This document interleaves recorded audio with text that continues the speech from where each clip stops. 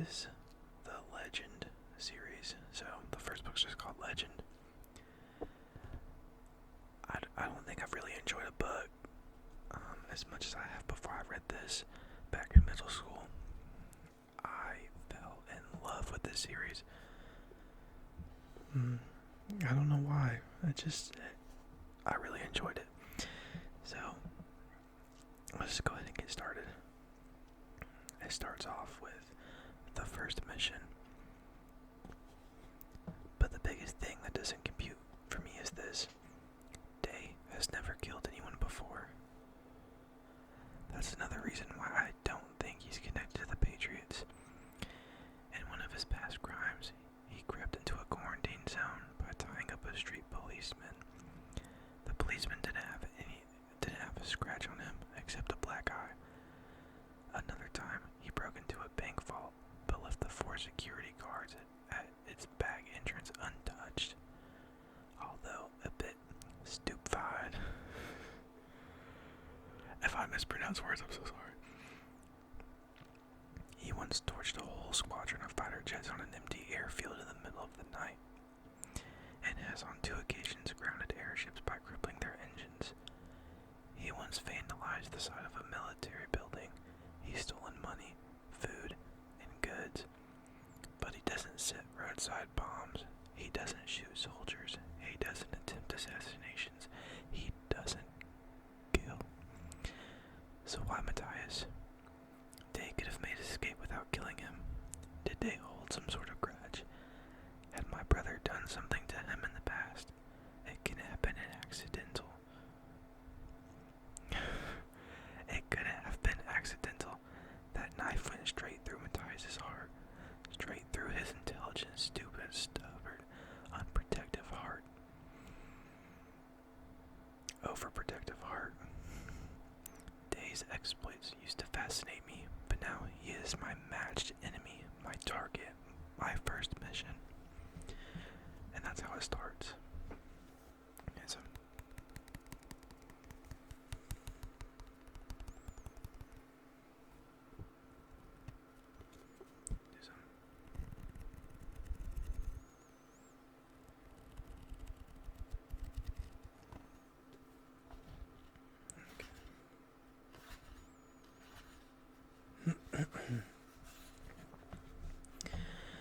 So this first chapter starts off in Day's POV.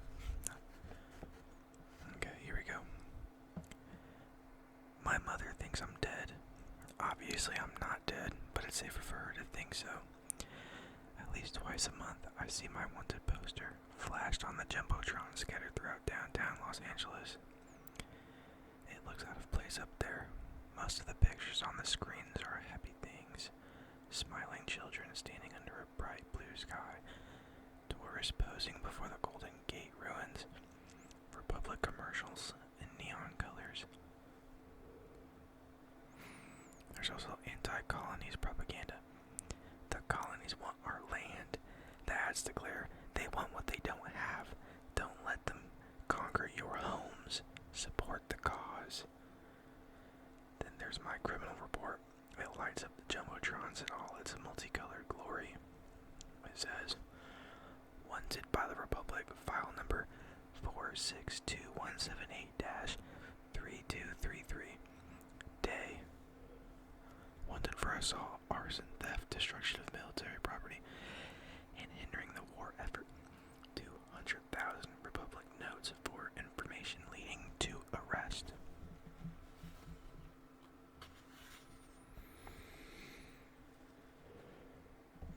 They always have a different photo running alongside the report. One time it was a boy with glasses and a head full of thick copper curls. Another time it was a boy with black eyes and no hair at all. Sometimes I'm black, sometimes I'm white, sometimes olive or brown or yellow or red or whatever else they can think of. In other words, the Republic has no idea what I look like. They don't seem to know much of anything about me except that I'm young, and that when they run my fingerprints they don't find a match in their databases. That's why they hate me. Why I'm the most dangerous criminal in the country, but the most wanted. I'll make them look bad. It's early evening outside, and the Jumbotron's reflections are visible in the street's puddles. I sit on a crumbling window ledge 3 stories up, hidden from view behind rusted steel beams. This used to be an apartment complex, but it's fallen into disrepair. Broken lanterns and glass shards litter the floor of this room, and paint is peeling from every wall. And sorry, give me 1 second.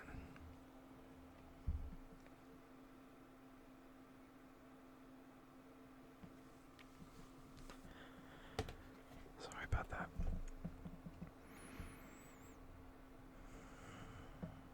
In one corner, an old portrait of the Elector Primo lies face up on the ground. I wonder who used to live here.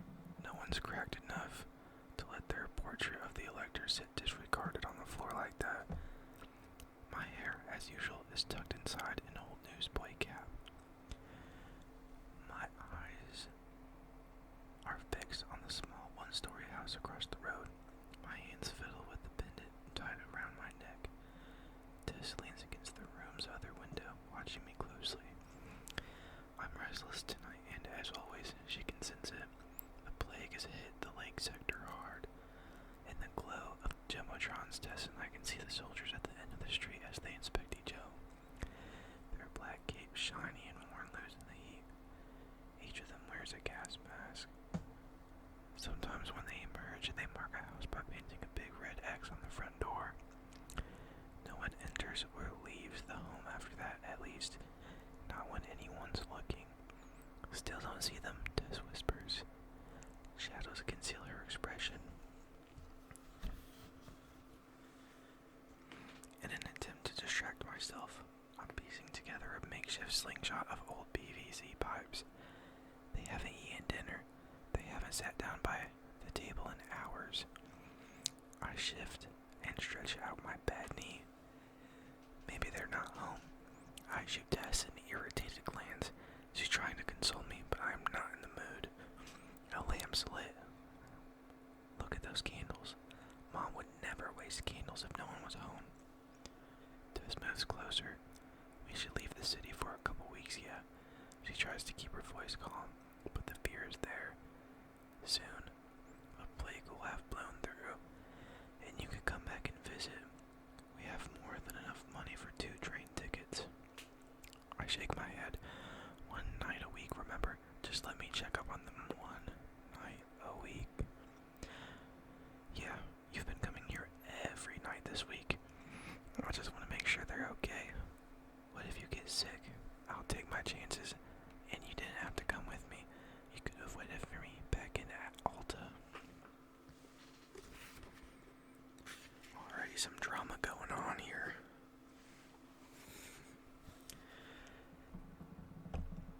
Tess shrugs. Somebody has to keep an eye on you. 2 years younger than me, although sometimes she sounds old enough to be my caretaker. We look on in silence as the soldiers draw closer to my family's house. Every time they stop at a home, 1 soldier pounds on the door while a second stands next to him with his gun drawn. If no one opens the door within 10 seconds, the first soldier kicks it in. I can't see them once they rush inside, but I know the drill. A soldier will draw a blood sample from each family member, then plug it into a handheld reader and check for the plague. The whole process takes 10 minutes. I count the houses between where the soldiers are now and where my family lives. I'll have to wait another hour before I know their fate. A shriek echoes from the other end of the street. My eyes dart towards the sound, and my hand whips to the knife sheathed at my belt. Tess sucks in her breath. It's a plague victim. She must have been deteriorating for months because her skin is cracked and bleeding everywhere. And I find myself wondering how the soldiers could have missed this one during previous inspections. She stumbles around for a while, disorientated, then charges forward only to trip and fall to her knees. I glance toward the soldiers. They see her now. The soldier with the drawn weapon approaches, while the 11 others stay where they are and look on.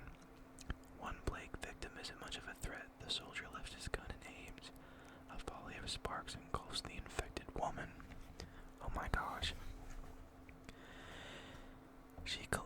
pause, and then go still. I'm gonna move my mic just for a second. Sorry if that was loud. Oh no, don't. The soldier rejoins his comrades. I wish we could get our hands on one of those soldiers' guns. A pretty weapon like that doesn't cost much on the market. 480 notes, less than a stove. Like all guns, it has precision, guided by magnets and electrical currents. It can accurately shoot a target 3 blocks away. It's tech stolen from the colonies, Dad once said, although of course the Republic would never tell you that. Tess and I could buy 5 of them if we wanted. Over the years, we've learned to stockpile the extra money we steal and stash it away for emergencies.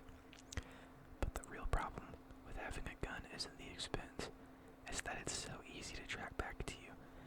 Each gun has a sensor on it that reports its user's hand shape, thumbprints, and location. That's pretty cool. If that didn't give me away, nothing would, so I'm left with my homemade weapons, PVC pipe, slingshots, and other trinkets. They found another one, Tess says. She squints to get a better look. I look down and see the soldiers spill from another house. One of them shakes a can of spray paint and draws a giant red X on the door. I know that house. The family that lives there once had a little girl my age. My brothers and I played with her when we were younger. Freeze tag and street hockey with iron pokers and crumpled paper. Tess tries to distract me by nodding at the cloth bundle near my feet. Would you bring them? I smile, then reach down to untie the cloth. Some of the stuff we saved up this week. It'll make for a nice celebration. Gotta turn the page. A nice celebration once they pass the inspection. I dig through the little pile of goodies inside the bundle, then hold a bit used pair of goggles. I check them again to make sure there are no cracks in the glass. For John, an early birthday gift. My older brother turns 19 later this week. He works 14-hour shifts in the neighborhood's plants friction stoves, and always comes home rubbing his eyes from the smoke. These goggles were a lucky steal from a military supply shipment. I put them down and shuffle through the rest of the stuff. It's mostly tins of meat and potato hash I stole from an airship's cafeteria, and an old pair of shoes with intact soles. I wish I could be in the room with all of them when I deliver this stuff, but John's the only one who knows I'm alive, and he's promised not to tell Mom or Eden. Eden turns 10 in 2 months, which means that in 2 months he'll have to take the trial. I failed my own trial when I was 10. That's why I worry about Eden. Because even though he's easily the smartest of us 3 boys, he thinks a lot like I do. When I finished my trial, I felt so sure of my answers that I didn't even bother to watch them grade it. But then the admins ushered me into a corner of the trial stadium with a bunch of other kids. They stamped something on my test and stuffed me onto a train headed downtown. I didn't get to take anything except the pendant I wore around my neck. I didn't even get to say goodbye. Several different things could happen after you take the trial.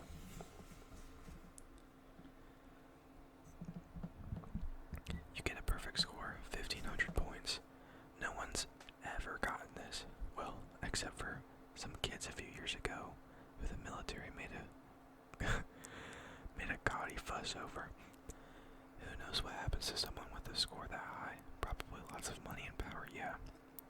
You score between a 1450 and a 1499. Pat yourself on the back because you'll get instant access to 6 years of high school, and then 4 at the top universities in the Republic. Drake, Stanford, and Brennan. Then Congress hires you and you make lots of money. Joy and happiness follow, at least according to the Republic. You get a good score, somewhere between 1250 and 1449 points.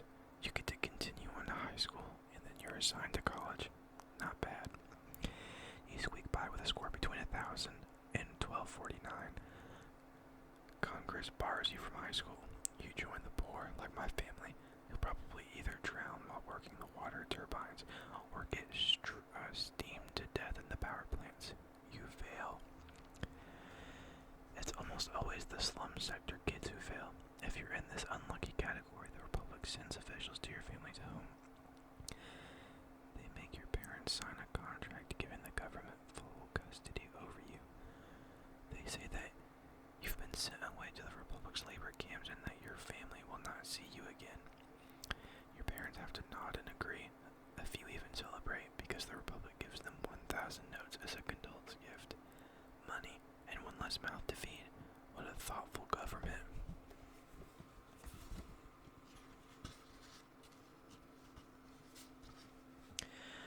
Except this is all a lie. An inferior child with bad genes is no use to the country. If you're lucky, Congress will let you die without first sending you to the labs to be examined for imperfections. 5 houses remain. Tess sees the worry in my eyes and puts a hand on my forehead. One of your headaches coming on? No, I'm okay. I'll peer into the open window at my mother's house, then catch my first glimpse of a familiar face. Eden walks by, then peeks out the window at the approaching soldiers and points some handmade metal contraption at them. Then he ducks back inside and disappears from view. His curls flash white blonde in the flickering lamplight. Knowing him, he probably built that gadget to measure how far away someone is or something like that. He looks thinner, I mutter. He's alive and walking around. Tess replies, I'd say that's a win. Minutes later, we see John and my mother wander past the window, deep in conversation. John and I look pretty similar, although he's grown a little stockier from long days at the plant. His hair, like most who live in our sector, hangs down past his shoulders and is tied back into a simple tail. His vest is smudged with red clay. I can tell Mom's scolding him for something or other, probably letting Eden peek out the window. She bats John's hand away with a bout of her chronic coughing answer. I let out a breath. So, at least all 3 of them are healthy enough to walk. Even if one of them is infected, it's early enough that they'll still have a chance to recover. I can't stop imagining what will happen if the soldiers mark my mother's door. My family will stand frozen in our living room long after the soldiers have left. Then Mom will put on her usual brave face, only to sit up through the night, quietly wiping tears away. In the morning, they'll start receiving small rations of food and water and simply wait to recover. Or die. My mind wanders to the stash of stolen money that Des and I have hidden. 2,500 notes. Enough to feed us for months, but not enough to buy my family vials of plague medicine. The minutes drag on. I tuck my slingshot away and play a few rounds of rock, paper, scissors with Tess. I don't know why, but she's crazy good at this game. I glance several times at my mother's window, but don't see anyone. They must have gathered near the door ready to open it as soon as they hear a fist against the wood. And then the time comes. I lean forward on the ledge, so far that Tess grips my arm to make sure I don't topple to the ground. The soldiers pound on the door. My mother opens it immediately, lets the soldiers in, and then closes it. I strain to hear voices, footsteps, anything that might come from my house. The sooner this is all over, the sooner I can sneak my gift to John. The silence drags on. Tess whispers, no news is good news, right? I don't know about that. Very funny. I count off the seconds in my head. 1 minute passes, then 2, then 4, and then finally 10 minutes, then 15 minutes, 20 minutes. I look at Tess. She just shrugs. Maybe their reader's broken, she suggests. 30 minutes pass. I don't dare move from my vigil. I'm afraid something will happen so quickly that I'll miss it if I blink. My fingers tap rhythmically against the hilt of my knife. 40 minutes, 50 minutes, an hour. Something's wrong, I whisper. Tess purses her lips. You don't know that. Yes, I do. What could possibly take this long? Tess opens her mouth to reply, but before she can say anything, the soldiers are exiting my house, single file, expressionless. Finally, the last soldier shuts the door behind him and reaches for something tucked in his waist. I suddenly feel dizzy. I know what's coming. The soldier reaches up and sprays one long, red, diagonal line on our door. Then he sprays another line, making an X. I curse silently under my breath and start to turn away. But then the soldier does something unexpected, something I've never seen before. He sprays a third vertical line on my mother's door, cutting the X in half. And that is how chapter 1 ends. It's a pretty interesting first chapter. Let's see, the next one is from pages 11 to 22. I'm debating, do you think we should read this one now? I think I might stop here. This is mainly a test to see how this one comes out. I'd hate to have to reread one of these chapters if it doesn't sound too good. But I mean, this was really fun. I hope you guys enjoy this video. I thought about making this channel for a minute, and one of the things I thought about was, what would I do? Well, I love reading, and I really wanted to make, ASMR videos, and I was like, well, dude, why don't you just read books on your channel and just record that? Whoever wants to listen to these can listen to them, and, if no one listens, you get to read. So, at the end of the day, you're doing both the things that you want to do. You're recording and you're reading. And like I said at the beginning of this video, I love this series. I think it's actually very funny. I'll come back and reread this series every other year. Which, if you think about it, this year is probably the other year that I would read it. Maybe that's why I picked it up off my shelf when I was thinking of recording this video. I saw it and I was like, dude, I gotta read this. A little funny thing. This series is 4 books long. There's the original trilogy, and then Mary Lou, the author, made a 4th book. And I'm very guilty about this. I always read. Okay, not always, but 9 times out of 10, I will read the last page before I read the book. It'll be the first thing I do is I'll read the last page. It's a guilty bad habit. So when I got to the 3rd book, all those years ago, I read the last page, and the way that it sounded like it was going, sorry if that was loud, the way that it sounded like it was going, I was like, there's no way that I'm gonna finish this book. I was halfway through the book before I read the ending, and when I read it, I put the book down, and I did not finish book 3.